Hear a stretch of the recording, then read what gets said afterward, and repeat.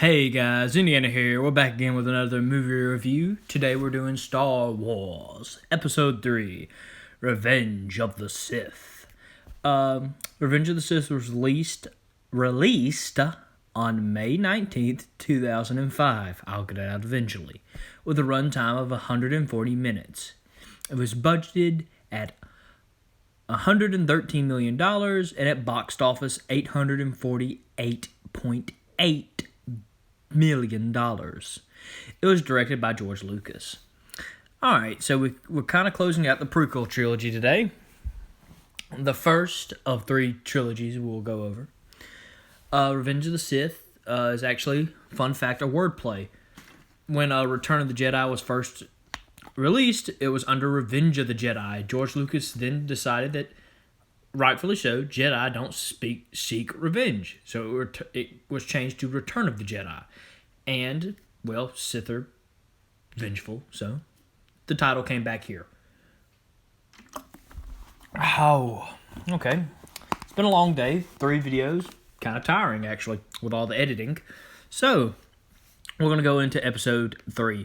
I kind of got all the defense of the prequels in the last movie review. And from now on, I think movie reviews will kind of be just more my opinion on them. You know, I've been trying to sound like a professional critic, and, you know, that's just not me. I'm just a guy that really loves movies. And there's that lovely echo in my living room.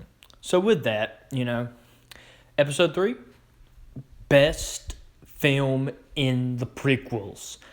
By far. You know, it's very rare in prequels that the third film, the closing film, is very pleasing. And I think it accomplishes this is because it sets up the beloved trilogy we all know and love. You know, the best 2 Star Wars films are between 4 and 5, and that's a hard decision I'll have to make next time.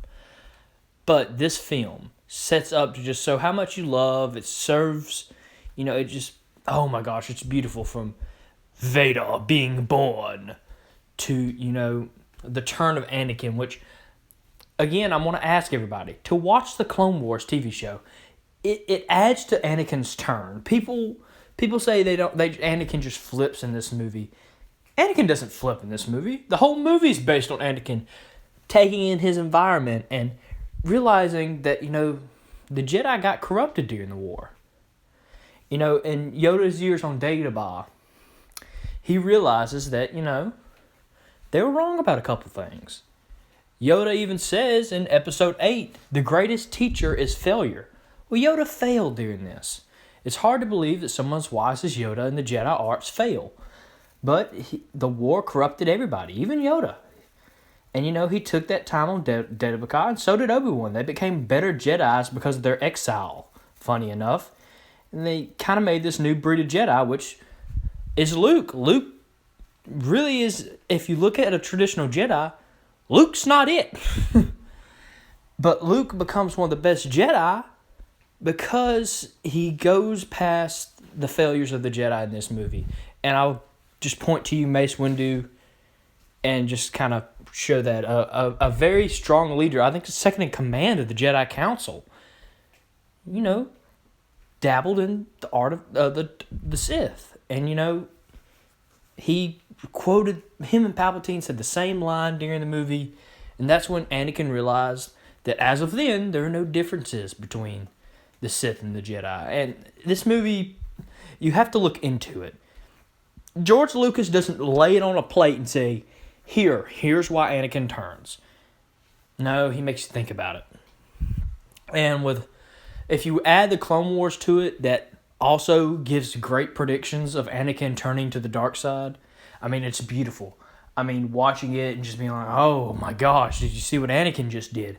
It's perfectly telegraphing that Anakin was always going to turn. Anakin, the most powerful Jedi ever. In my opinion, if Anakin would have not turned to the dark side, he would have been the most powerful Force wielder ever. And, of course, didn't get cut into a million pieces. Anakin was always destined to turn. He didn't have that solid foundation. Obi-Wan actually wasn't ready to be a teacher until he went back and finished his training with Qui-Gon on Tatooine. That's the whole reason they add that part into the movie. It makes it more apparent Obi-Wan really wasn't ready yet. He was ready to be a knight, but there's so many more lessons Obi-Wan needed to know. And, even as a Jedi Master, Obi-Wan wasn't ready. He got too attached to Anakin.